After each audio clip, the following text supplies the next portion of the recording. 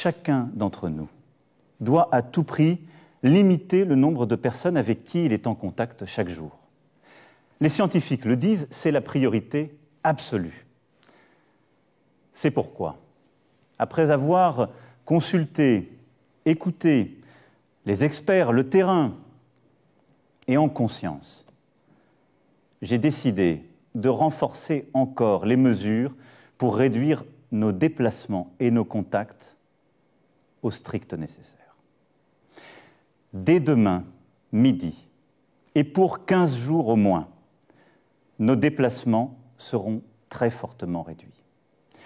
Cela signifie que les regroupements extérieurs, les réunions familiales ou amicales ne seront plus permises. Se promener, retrouver ses amis dans le parc, dans la rue, ne sera plus possible. Il s'agit de limiter au maximum ces contacts au-delà du foyer.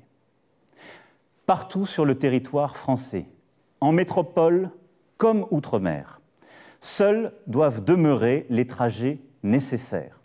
Nous sommes en guerre. Toute l'action du gouvernement et du Parlement doit être désormais tournée vers le combat contre l'épidémie. De jour comme de nuit, rien ne doit nous en divertir. C'est pourquoi j'ai décidé que toutes les réformes en cours seraient suspendues, à commencer par la réforme des retraites.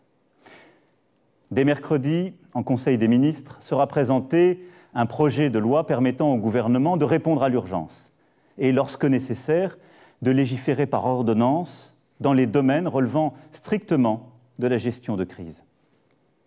Ce projet sera soumis au Parlement dès jeudi. J'ai vu tout à l'heure les présidents de l'Assemblée nationale et du Sénat afin que ces textes soient votés le plus rapidement possible. Nous sommes en guerre. J'appelle tous les acteurs politiques, économiques, sociaux, associatifs, tous les Français, à s'inscrire dans cette union nationale qui a permis à notre pays de surmonter tant de crises par le passé. Nous sommes en guerre. Et la nation soutiendra ces enfants qui, personnel soignant, en ville, à l'hôpital, se trouvent en première ligne dans un combat qui va leur demander énergie, détermination, solidarité. Pour nous protéger et contenir la dissémination du virus, mais aussi préserver nos systèmes de soins. Nous avons pris ce matin, entre Européens, une décision commune. Dès demain midi, les frontières à l'entrée de l'Union européenne et de l'espace Schengen seront fermées. Concrètement, tous les voyages entre les pays non européens et l'Union européenne seront suspendus pendant 30 jours. Les Françaises et les Français qui sont actuellement à l'étranger et souhaitent rentrer pourront bien entendu rejoindre leur pays. S'agissant des entreprises, nous mettons en place un dispositif exceptionnel de report de charges fiscales et sociales, de soutien au report d'échéances bancaires et de garantie de l'État à hauteur de 300 milliards d'euros pour tous les prêts bancaires contractés auprès des banques. Pour les plus petites d'entre elles, et tant que la situation durera, celles qui font face à des difficultés n'auront rien à débourser, ni pour les impôts, ni pour les cotisations sociales.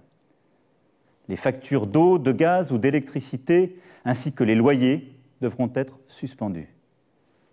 En outre, afin que personne ne soit laissé sans ressources, pour les salariés, le dispositif de chômage partiel sera massivement élargi, comme je vous l'avais annoncé jeudi dernier et comme le gouvernement a commencé à le préciser. Pour les entrepreneurs, commerçants, artisans, un fonds de solidarité sera créé, abondé par l'État, et auquel le Premier ministre proposera aux régions aussi de contribuer. Je vous demande d'être responsables tous ensemble et de ne céder à aucune panique, d'accepter ces contraintes, de les porter, de les expliquer, de vous les appliquer à vous-même.